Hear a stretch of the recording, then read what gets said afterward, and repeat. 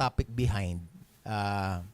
Una, pinag-usapan natin your relationship with the former president, Yes. the ICC, and then tong kay Pastor Kibuloy, yung proceedings sa Senado bilang dating senador, sir. I'd like you to give us your insights about the hottest issue perhaps when it comes to our national territory. Okay. Yung sa ating West Philippine Sea. Darrell?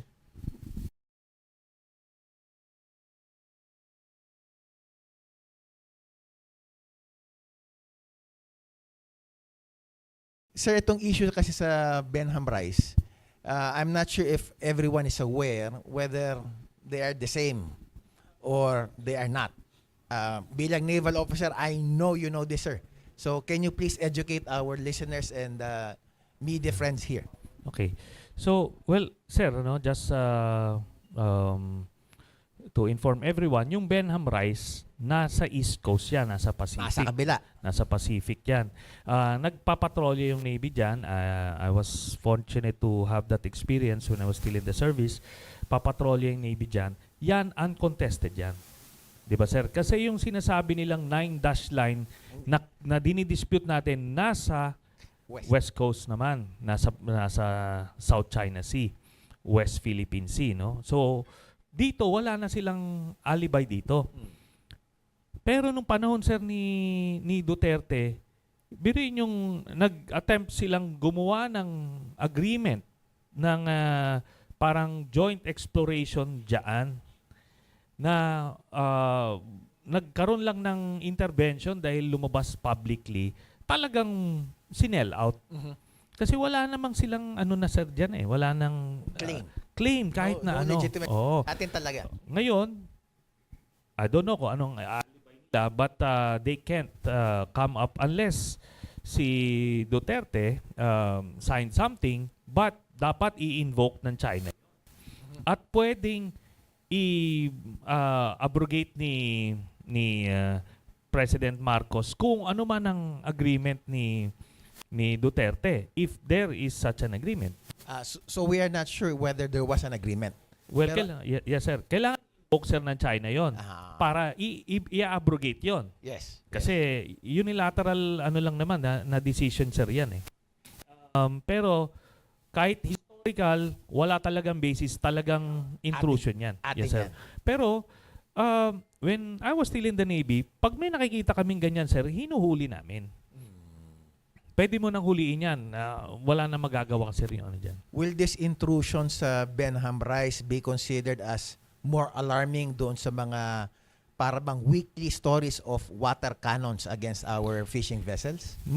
Magkapareha sir in terms of gravity. Kasi doon naman sir, talagang kiss-kissa na ron. It can kung maaksidente yung barko natin at lumubog at may mamatay, problemang malaki yan, na kailangan ma-resolve. Ito naman, talagang intrusion, maliwanag na. But it's up to the armed forces to do what it needs to do. Pwedeng damputin lahat yung mga yan, sir. If you were the decision maker, sir, yung mga nangyayari ngayon sa water cannon incidents, itong pinaagrabe, meron nang na-injure na Philippine Yes, Navy personnel. Ano po ba sa tingin ninyo ang dapat gawin at ano sa tingin nyo ang mangyayari during the time of our President Bongbong Marcos? Ang pwedeng gawin dyan, sir, kung ang objective is resupply mission, pwede natin, sir, ilapit-lapit yung ating mga supply ships na may heliborne capacity, sir. Hindi nila mawawater cannon yun. Mabilis lang yun, sir. Kunyari, idikit mo lang 10 nautical miles from Ayungin. Mga lang yan, 15 minutes lang na chopper ride. If we deploy that, sir, there are people who are saying that baka we are already provoking because these are no longer Coast Guard vessels but Navy. Anong masasabi nyo dyan sa na baka ma-provoke naman natin yung China? Hindi necessarily mapoprovoke, sir. Kasi malayo naman yan, sir. Tapos, ano yan eh, Navy, sir, yung resupply. Yes. Dapat, wala namang problema na hindi rin yung ano. At yung mga tinayo-tayo nilang doon, sir, hindi naman natin pinapakita ng resupply mission sila doon. Bakit nila naman ito? Barko ito, sir, eh. Barko. So, meron ngang replenishment at sea na exercise eh. Para lang magawa yon. We are not even doing that even if we have every right to do that na baka escalate, sir. Pero with this, mabilis lang. Within 15 minutes, mare-resupply nila yon. Tapos eventually, they can just put a helipad doon, sir, sa Sierra Madre. Wini-welding lang naman yan eh. Inaayos lang yan. Kayang gawin yun, sir. So they can do that. So pag magkaroon ng helipad mismo doon sa BRP Sierra Madre, resupply mission by air na lang. Yun, sir. Di wala nang binobomba.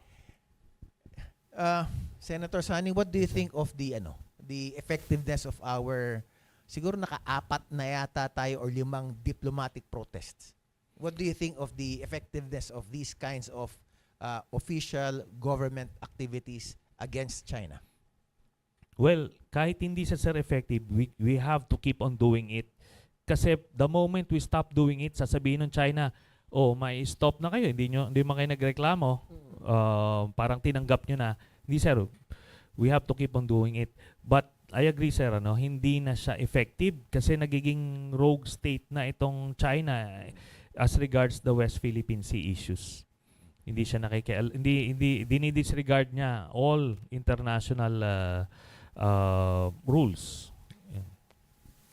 And again, based on your analysis, Senator Sani, yung sinasabi na itong incursions ng China sa West Philippine Sea is a precursor to their eventual invasion of Taiwan.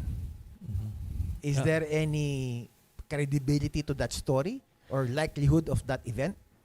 Well, based on intelligence information, sir, at open sources, talagang imminent yung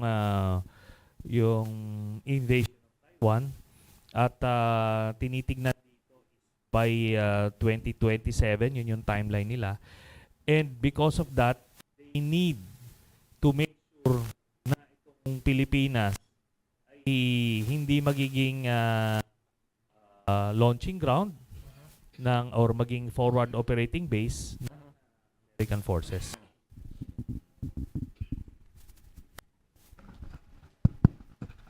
Yeah. So the likelihood of an invasion is very high. Yes, sir. And what do you think should the Republic of the Philippines do, especially our government leaders, given that imminent invasion? Well, kailangan makiramay tayo dito sa issue na ito. Yung Taiwan is a democracy. Yun, sir, Tayo nung ginigipit tayo, sir, dito sa West Philippine Sea, humihingi tayo ng saklolo. And some nations responded. Yung EU, Japan, Australia, US. So, nagresponde sila. Pero when the time comes na itong Taiwan hihingi ng tulong, tayo, being the closest neighbor, we have to respond. Historically, ganun yung Pilipinas. Sa World War II, sa Vietnam, sa Korea, nagre-respond tayo. Hindi ito parang sasabihin ng iba na madadamay tayo, kailangan magsarili lang tayo. Pag ginawa mo yan, darating yung panahon, ikaw ang hihingi ng tulong, walang sasaklolo sa'yo. So, hindi dapat ganun. At itong US, meron silang mga tinatayong yung EDCA bases. Yan, yan, sir? They will be able to support any upsurge in military operations. Doon concerned yung China. They want it stopped. Pero wala na yun. That ship has sailed. Matatapos na yun, sir. Maganda na sabi mo, Senator Sani, about the EDCA bases. And at the same time, maganda yung nasabi nyo, Senator Sani, na ang ating current president, kumbaga, not as friendly to China as compared to his predecessor. Some political analysts will always say, neto nangyayari na Marcos, Duterte, hidwaan, parang proxy war lang po ito ng US and China. Ano sa tingin niyo ron, sir? I totally agree, sir. Ano? But coincidence din in essence kasi nangyari lang na itong si Duterte talagang pro-China. Ito naman si President Marcos hindi naman necessarily pro-US. Kaso doon na dadala dahil talagang very very aggressive naman yung ginagawa ng China doon sa West Philippine Sea. Paano tayo magiging kaalyado niyan? Kumbaga, China basically turned away si President Marcos away from them and towards the Western allies. Si Duterte lang kasi nung panahon niya, talagang hinayaan niyang binubuli yung mga forces natin to the point, sir, na nag-issue siya ng order early on during his term sa AFP, sa Navy in particular, na wag magpatrolya dun sa disputed waters. That I remember yan, sir. Oh, Yeah. so yun, sir, he practically surrendered that. Sabi ko nga, when we were still in the service sa Navy, pag may nakita kaming pumasok sa EEZ, kuhuliin talaga yan, dadalhin talaga sa port, no? Ngayon, nung panahon niya, hininto yun, walang nanguhuli, sir. Kaya doon mo makita. And akala nung China, they can keep on doing that kay President Marcos. Pero apparently not. Pero is it too late, sir, to reverse that policy na lumalabas na, sige, pababayaan na lang namin kayo. And then, if our leader will now say, hindi, we will no longer honor that accommodation, huhuli na lang namin kayo. Do we still have that, number one, that audacity, number two, that capability, and then number three, that responsibility to protect our territory? Okay.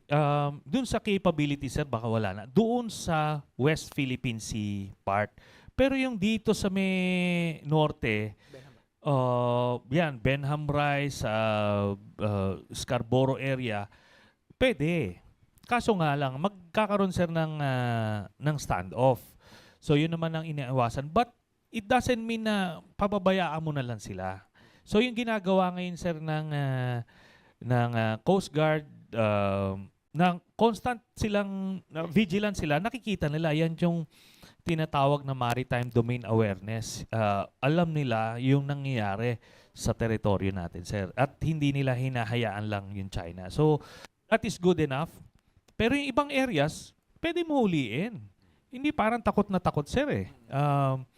Yung mga hinuhuli namin nung late 90s, dyan sa area na yan, mga Chinese ships naman. Wala namang, ganong malaking issue. Although there was one time, ako, sir, nag-file sila ng diplomatic protest and I was named kasi I was one of the boarding officers, sir.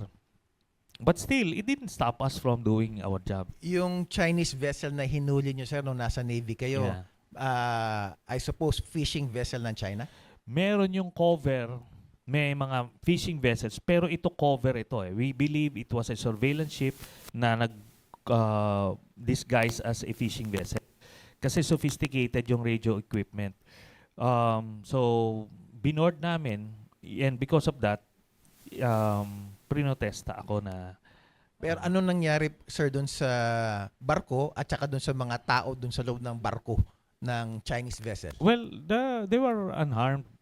At but yun, sir, nakita nila na nag-enforcer yung Pilipinas. So eventually, nagreklamo sila, sir, na binunggo daw sila o kung ano man. So Ayun. they were temporarily detained, tapos pinalaya nyo rin using the same boat just to show them that, oh, you violated our territory. Yun, sir. Tapos we made sure palabas, sir, sila. So makikita mo naman sa radar yun, sir, eh. So lumaya, sir, sila. So that's what we should do. At least doon sa mga areas na hindi ganong disputed as yung sa Benham mga Rise. Oo, Scarborough, doon, sir. yes. Oo. So Nagustuhan niyo ba ang ganitong pagtalakay? Mag-follow sa Informador FB page at mag-subscribe sa Informador YouTube channel. Ang Informador ay nilikha ng mga staff ni Atty. Ricky Tumuturgo, aka Insurrecto, upang lalong lumawak ang inaabot ng pagpapalaganap ng katotohanan at labanan ang fake news at kasinungalingan.